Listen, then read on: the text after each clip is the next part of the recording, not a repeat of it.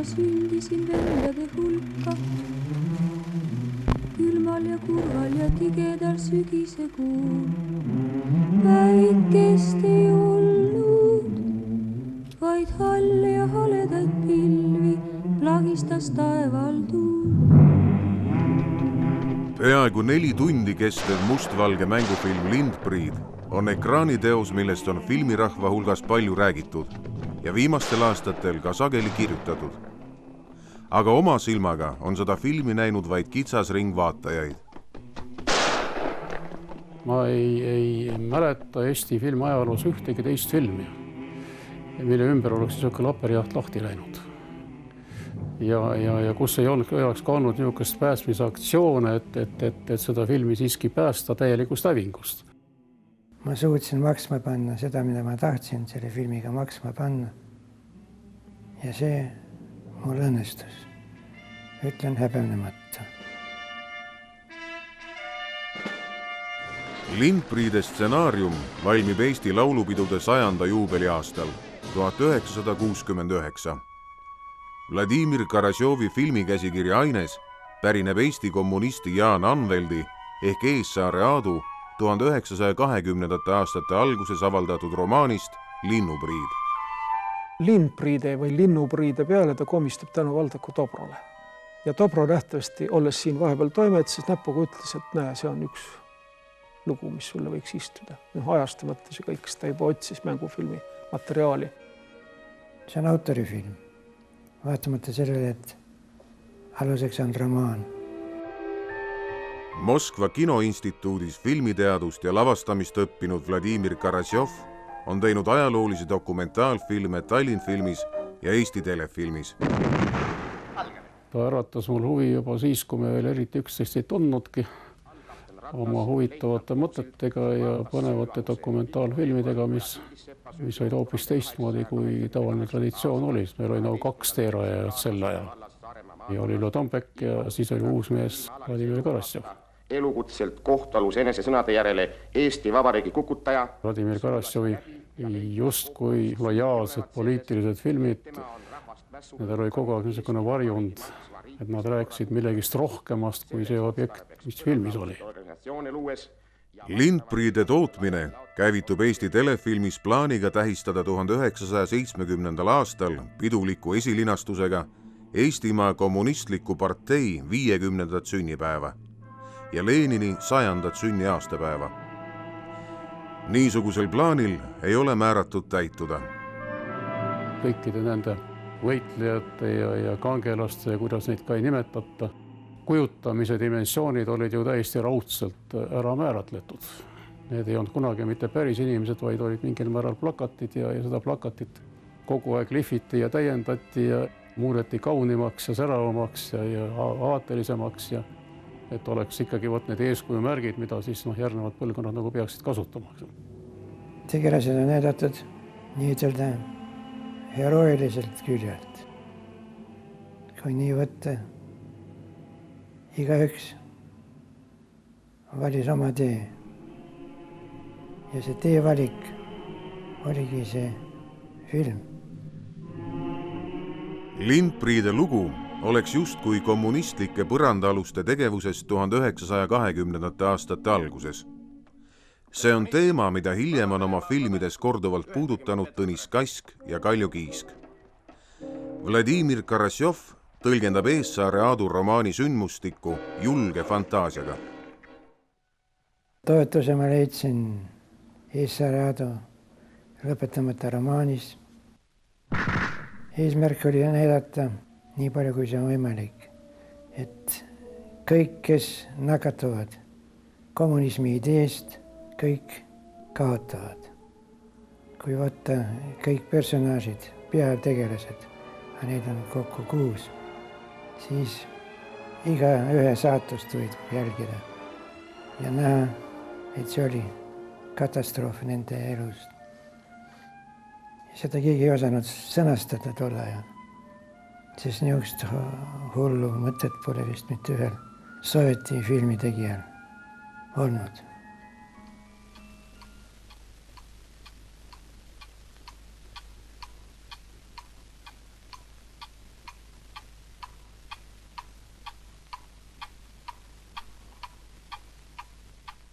Võib-olla oli see film sellest mõttes kaasaegne, et ta oli film inimestest tohutus mõtete ja variantide ja projektide tulvas. Lõpuks need inimesed olid kõik mingis pöörises. Neist ükski ju tegelikult ise ei määranud oma saatust. Valem on knockout, mille ohvriks langevad kõik peategelased. Kas elu kaotus, kas usalduse kaotus, lootuse kaotus. Põrandaluste rollidesse kutsutakse Mikk Mikiver, Veljo Tormis, Ago Hendrik Kerge ja Ene Rämmeld. Peaosades näeme veel Aada Lundverit ja Arne Üksküla. Seda nime ma mäletan, loodan elu lõpuni, Maur. Aga mispärast ma rolli mäletan on see, et Karassjov maksimalistina, nagu ta tuntud oli, kõige ja kõigi kiuste. Tähendab, ta oli ka see, kes andis maksimaalse koormuse teistele. Mina näitlejana ei ole üheski enne ega pärast seda üheski rollis pidanud nii palju tööd tegema, nii palju pingutama kui selle rolli puhul ja see oli väga meeldiv. Nii et ma olen tööd teinud üks ja ainus kord filmis tõeliselt ja see oli Karassjovi juures. Mis puutub tema töösse režissööriga, see oli minu jaoks täielik avastus, et niimoodi tehakse põhjalikult, nii raudselt oma liini vedades, mis ei eitanud seda, et kui pakkusid midagi, et siin võiks nii teha, et see võiks ka, kui see talle sobis tema nägemusega, siis alati ta võttis selle vastu. Nüüd ma seda tagantjärele, olles ise lavastajana ka töötanud, oskan seda taibata. Nii professionaalset inimest mina ei olnud kunagi oma elus nii lähedalt näinud. Tähendab, kus oli absoluutne selgus, absoluutne teadmine, absoluutselt iga asja suhtes. Et see oli, minu jaoks oli täitsa üle mõistuse.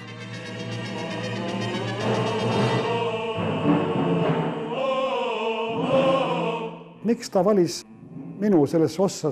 Ta oli enne kaalunud vist kedagi Gustav Naani ja ma ei tea keda selle osa peale. Aga Naan kas ei olnud nõus või aga mina olen teist tüüpi välimuse ja olemisega kui Naan. Ma ei tea, miks ta valis mind. Ja pärast ma hakkasin mõtlema ühte teist asja, et äkki ta valis minu siiski mingise välise näoilmelise sarnasuse poolest Mikiverile. Meil on näotüüp sama ja isegi mingisugust juuste piirid ja midagi on sarnast meis. Ta tuli toime ülihästi. Peab mõistma näitleja omadusi. Igalühel on oma story elus ja oma story filmis.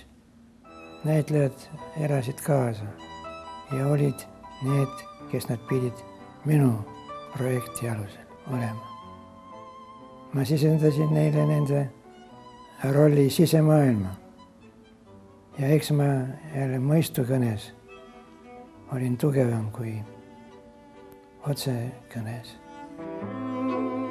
Vaba suudab hästi luua kontakti näitlejaga. Viia ta sellesse seisundisse, et ta tõepoolest suudab kajastada seda, kes ta peab olema ja see tuli neil kuidagi vabalt välja.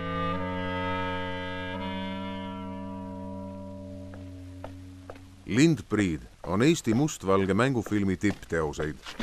See on esimene Eesti mängufilm, mis on peaaegu täielikult üles võetud puhta sünkroonheliga. Ma olen hiljem kasutanud just väikest hüperpoolset metafoori, et kui me filmisime Veereni tänaval, siis Tartu Annelinn pidi ka vait olema, sest see tõesti nii oli. Et sel hetkel me tegime ainult filmi. Kui ta sai aru, et võtteplatsil on keegi inimene, kes ei ole pühendunud, ta peksis sel samal hetkel ta filmi pealt minema.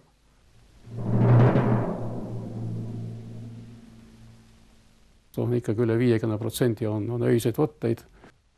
Aimata võis, et see film on pöörane oma keerukusest. Kusjuures see oli ju kõikide esimene film. See oli Karassjovi esimene film, kes teadupärast peale mängufilmi režiid üldse õppinud. Ta on ju filmiteadlane ja ta oli Gerassimovi juures minu teada režii vaba kuulaja ainult.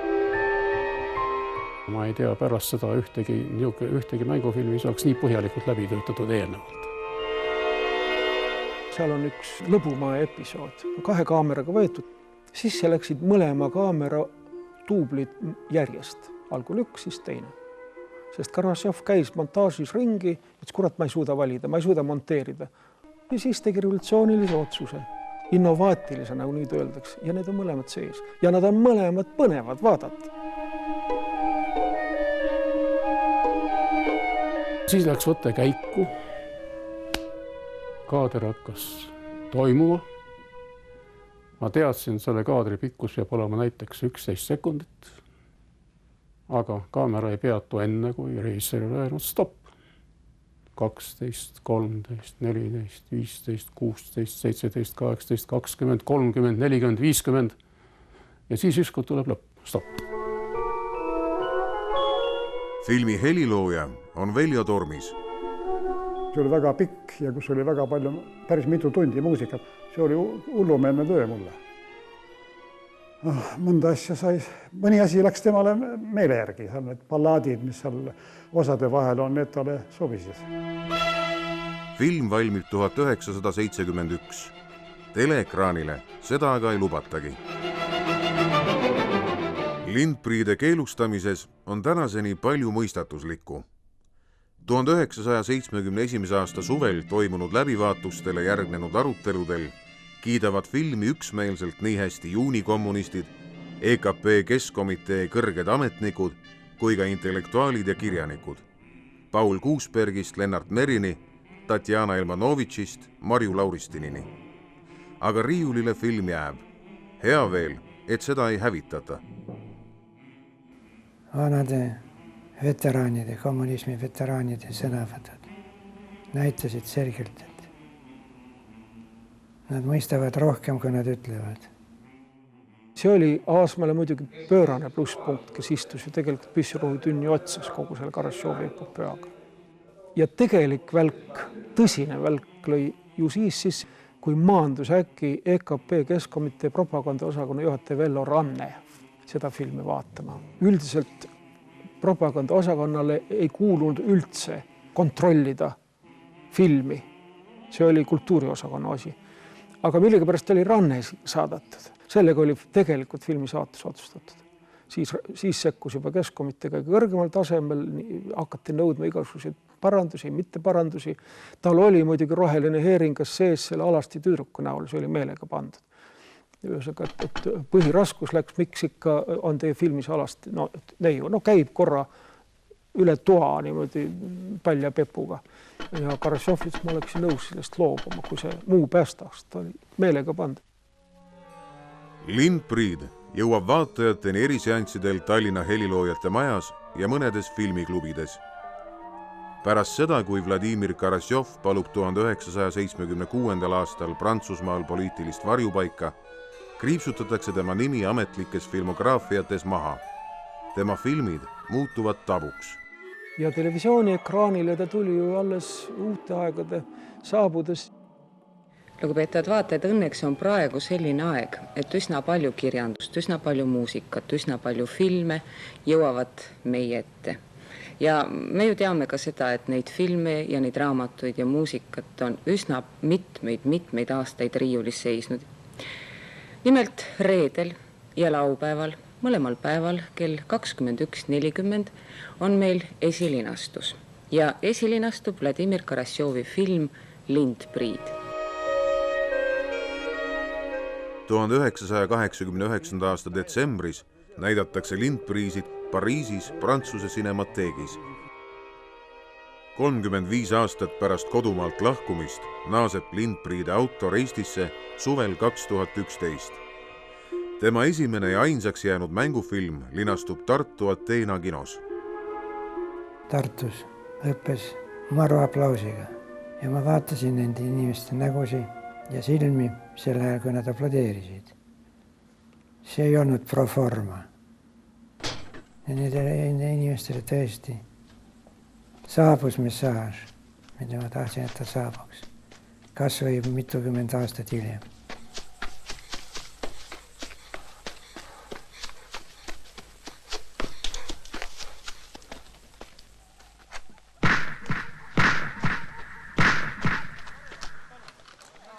Koos teiste filmiloojatega külastatakse Lindpriide üht tähtsamat võttepaika Altjal. See on nüüd Altja talu, mille juures toimus ja mille sees toimus üks jagu tegevust ja mis oligi meil nagu küllalt põhiliseks kohaks selles suures kohtade valikus. Ja see nagu jäi põhipunktiks minu elus ka. Siit olid need jooksmised, siin olid need politseinikud, siin olid need stseenid. Ma olen õnnelik, kõik asjaosalised on kohal. 2011. aasta lõpus näidatakse Lindpriisid taas Pariisis.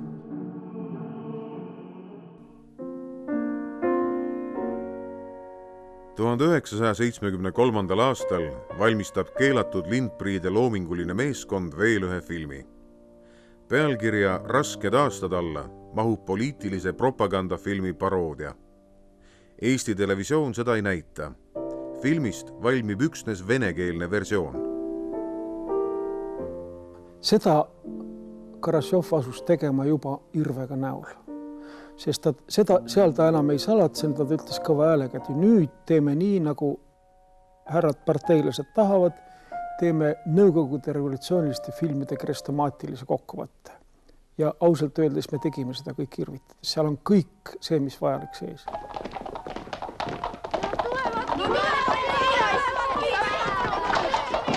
Rasked aastad. Moskvale ei meeldinud ka mitte sugugi. Kas see on ajaloofilm? Ütlen teile otse kohe, ei ole. See ei ole ajaloofilm ja tema vahendusel ajalugu õppida ei saa. Kuid ta polnud ajaloofilmina ka mõeldud. Kandke ta Eesti pinnast välja ja istutage ükskõik millisesse välja mõeldud riiki. Igal pool on seesama riigi piirav võim ja inimese utoopilised otsingud sellele võimule vastu seista. Nende tegelaste kuritegu, kes seda filmi 18 aastat keelu all hoidsis, või täpsemini neid ülalpidava süsteemi kuritegu, seisneb kõigepealt selles, et nad kiskusid selle filmi välja tema ajast. Seega ka Eesti kultuuri, eriti Eesti filmikultuuri, elavast arengukangast.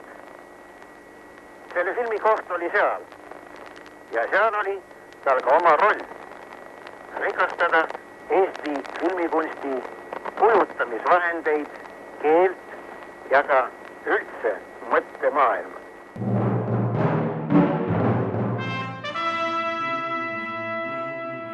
Lindpriid oli niisugune film, millest järgnevad režissoorid ammendasid siit ja sealt ikkagi materjali oma filmide jaoks ja kujutamise laadi. Ja võib-olla see stiili omapära oli selle elu efemeersus, kus need inimesed elasid ja kus inimesed üldse elavad, kus nägemuslikkus ja reaalsus on omavahel nii läbi põimunud, et paraku alati ei saagi aru, kus see õige on ja kui me tuletame meelde, kas on nüüd kaasaegseid neid kuulsaid ja skandaalseid filme nagu Antikristus või Melanhoolia, eks ole, kus need samad asjad ju töötavad tegelikult ja nüüd me ahmime õhku praegu, 40 aastat hiljem. Tõde on ju siis see, mida igaüks oskab oodata homsel.